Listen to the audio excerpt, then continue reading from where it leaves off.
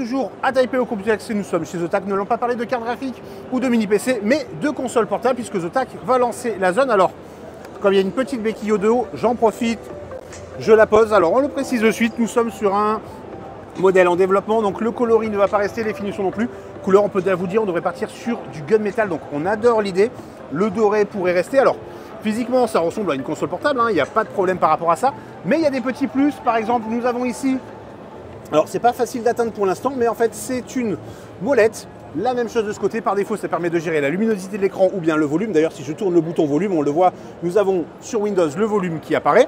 On retrouve des touchpads, bien entendu des boutons pour accéder à l'interface. Le D-pad ici plutôt de style circulaire avec, on l'entend pas, mais en fait ce sont des micro-switches, donc l'idée est intéressante.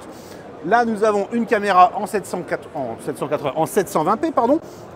Nous avons bien entendu un port USB 4 en type C sur le dessus.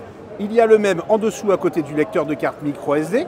On retrouve deux gâchettes, boutons gâchette, avec la possibilité de changer la course en fait. Ça c'est une fonctionnalité qui est plutôt intéressante qu'on ne trouve pas auprès de la concurrence. Et bien entendu, des boutons macro.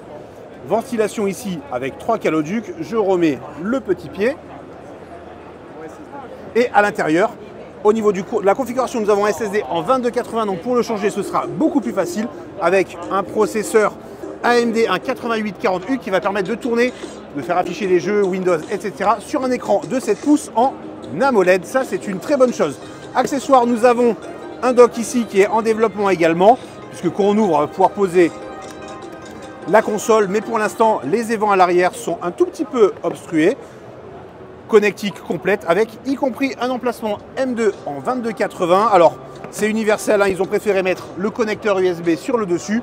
Autre accessoire si besoin, une housse de transport qui est plutôt rigide. Bref, tout est prévu par Zotac pour pouvoir jouer à domicile et en déplacement, mais pas loin d'une prise puisque l'autonomie est à peu près d'1h30. Le tarif on le connaît et ça va être très très bien. Bref, pour cette zone, c'est tout.